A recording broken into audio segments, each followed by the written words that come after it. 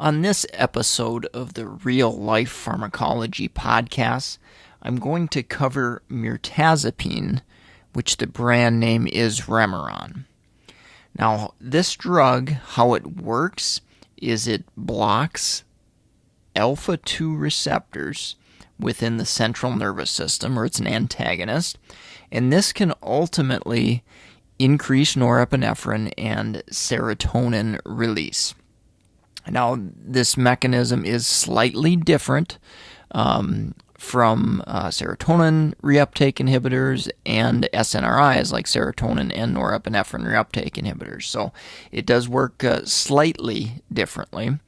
One other thing with the mechanism that's unique, and I'll talk a little bit about the side effects with the medication as well, but mirtazapine can block H1 receptors. So that means it has antihistamine activity and can give it some sedative type properties, which I'll talk about a little bit more as I'm getting into the side effects.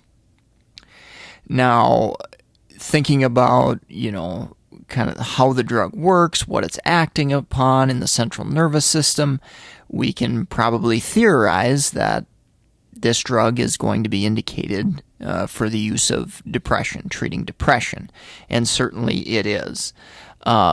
With the adverse effect profile of sedation, this drug is often used for insomnia as well. And because of that antihistamine effect, we may also see some weight gain. Now, that can definitely be problematic in some patients, let's say a type 2 diabetic who's overweight already, or, younger females and males that have been gaining weight. That's a big problem, a potential adverse effect that's significant. In our geriatric patient population, if we have trouble with patients who are anorexic, they have trouble eating, really have poor appetite, things like that, this is a reason why you might see this medication utilized. Now, I would say in my practice, what I've seen as a pharmacist, I would say most often it's used for patients who present with depression and, let's say, poor appetite, for example. So those are some of the uses that I think you're going to see mirtazapine used for most.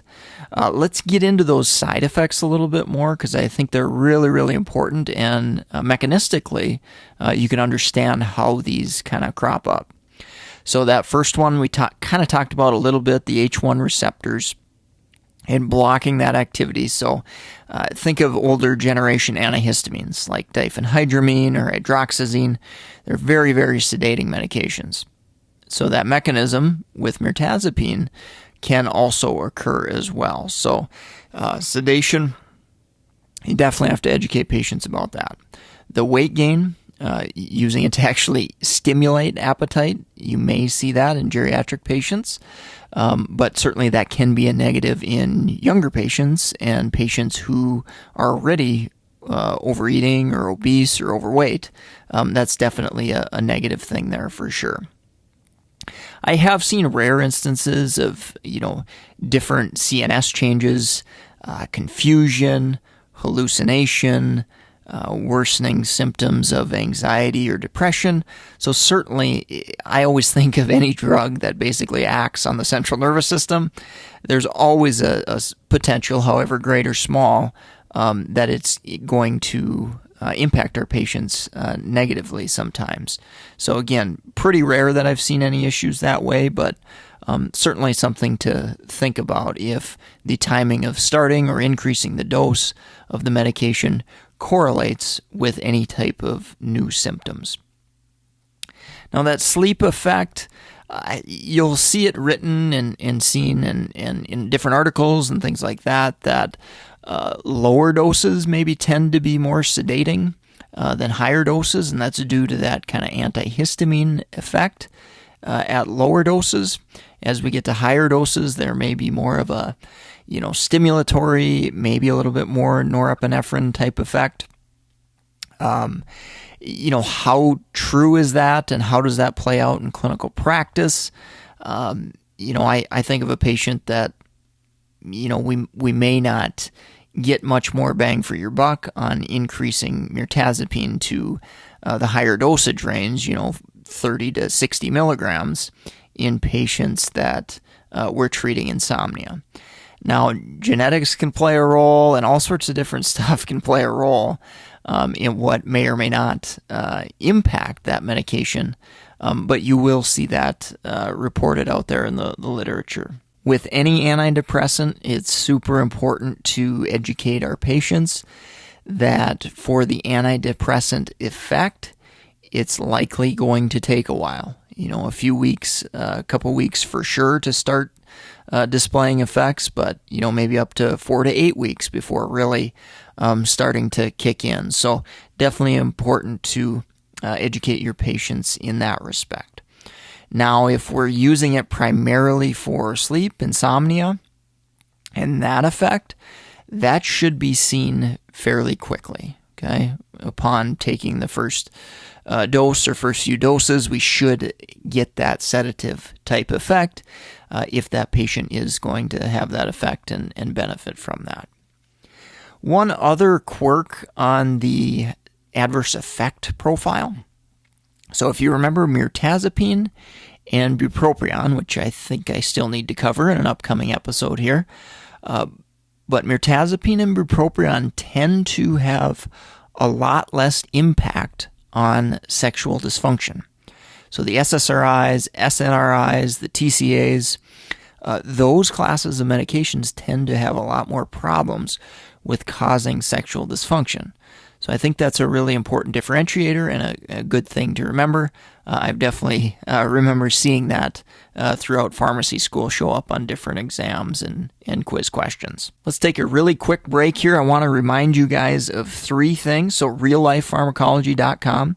Subscribers to the website. What I do is I send out an email once a week when the new podcast is out. But for subscribing, I'm giving you guys a free 31-page PDF on the top 200 drugs. Okay, so really cool resource. Basically, what I did was pulled out the clinical pearls that I see in practice, and really listed 3 things kind of for each of those medications in the top 200 that I think are most important. Certainly not to say that there isn't other things, but those really highly testable pearls with those medications. So that's free for subscribing at reallifepharmacology.com. Med101.com/store. If you go to that link, you'll find stuff for pharmacists, nurse practitioners, physicians, med students. Our focus is mostly on pharmacists at this time. We're looking to expand that. But med101.com/store. You can certainly check out our Naplex and BCPS and some of our great pharmacist resources. But like I said, we're looking to expand some of those other resources on pharmacology as well. And last, very quickly here, if you love us, go check us out. Leave us a rating and review on iTunes. Greatly, greatly appreciated. And thank you to those who are listening and have already done so. So let's get back into it. We're talking about drug interactions with mirtazapine. And there aren't a lot that specifically come to mind, at least in my mind right away when I think about mirtazapine. Probably the biggest thing that first pops into my head is the CNS depressant effect.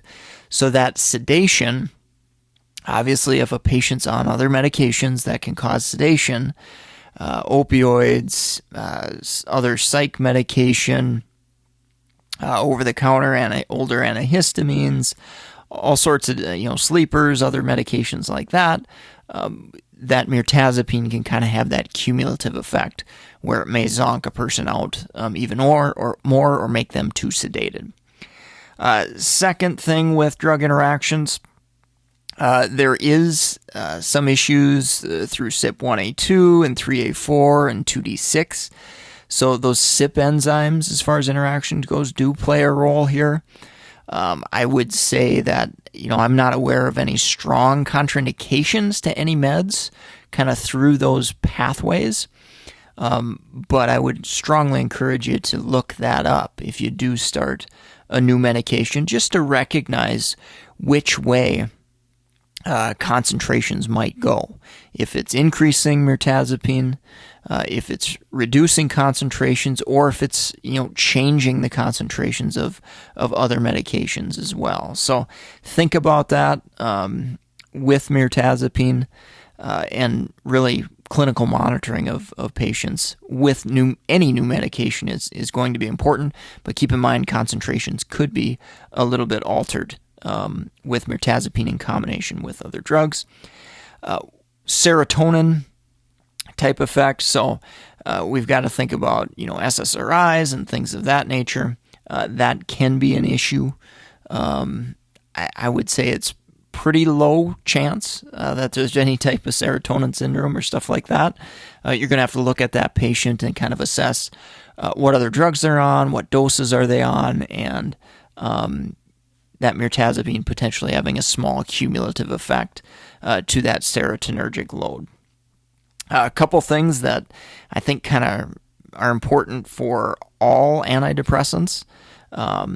And I did talk about, if you go listen to the SNRI podcast, I talked about discontinuation syndrome. So this is basically symptoms creeping up if a patient abruptly discontinues their antidepressant too quickly, basically without tapering down. So a very important point about antidepressants, being careful if we do have a patient that we're trying to get off, or the patient wants to go off themselves.